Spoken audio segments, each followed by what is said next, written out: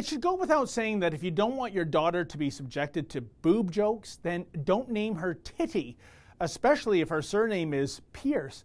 You see, Georgia realtor Titty Pierce was in the news recently. Apparently, she was not amused that Ellen DeGeneres had made a breast joke about her name on national TV. Pierce is especially upset given that although her name is spelt T-I-T-I, she pronounces the second I in her name as E. So instead of titty, it's actually tie-tea, I think. Don't know about you folks, but like Ellen, if I see a name spelled T-I-T-I, I'm pronouncing it titty. And of course, what makes things even more surreal is that surname, Pierce.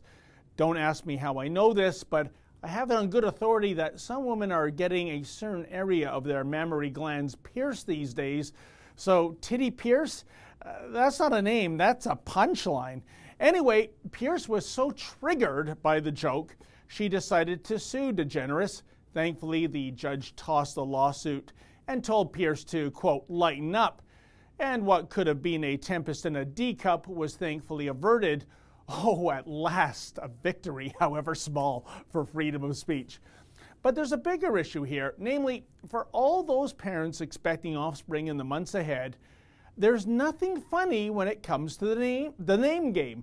Indeed, a while back, research in the journal Social, Psychological, and Personality Science suggested that poorly chosen first names lead to negative reactions from strangers. Indeed, a poorly chosen baby name can lead to a lifetime of neglect, reduced relationship opportunities, lower self-esteem, a higher likelihood of smoking, and diminished education prospects. Get settled with the wrong name and get ready to kiss your career, your love life, and even your freedom goodbye.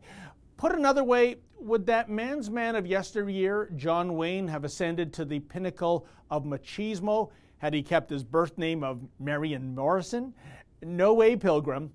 The point is, names matter, big time. Thus, as a public service, I prepared the following top 10 naming guidelines that would-be parents must embrace, assuming they don't want Junior to end up on a shrink's couch. Number 1, if there's even the slightest chance your daughter might be overweight, do not call her Fatima. Number 2, it is still way too soon to name a male child Adolf. Number 3, to my Muslim friends, I am fully cognizant you want to honor the Prophet, but can we have a moratorium on Muhammad already? I mean, when the FedEx guy drops by the local Islamic community center and says, package for Muhammad, and 95% of the males in attendance step forward, we have a bit of a logistical problem on our hands. Number 4, don't do the rhyming couplet thing. Thus, if your last name is McBrien, don't name your kid Brian.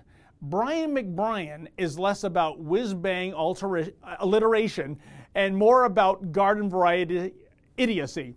Number 5, don't curse your child with one of those moronic celebrity monikers like Apple or Moon Unit. Celebrities can hire bodyguards for their kids. Regular kids with bizarre names can only look forward to being beaten up at recess more often than a red-headed stepchild. Number 6, speaking of which, if you have a red-headed child, don't name the kid Ginger. Number 7, don't go retro with names. Thus, for girls, avoid such 19th century zingers as Ethel, Edith, Glenys, and Gladys. For boys, Reginald and Egbert. Just don't cut it anymore. Number 8, don't name your son Fred. In the pop culture universe, Fred has become synonymous with loser, i.e. Fred Flintstone, Fred Mertz, Fred Figglehorn. Number 9, since the release of Frankenstein in 1931, Igor can no longer suffice as a boy's name unless you want your son looked upon as a bumbling hunchback.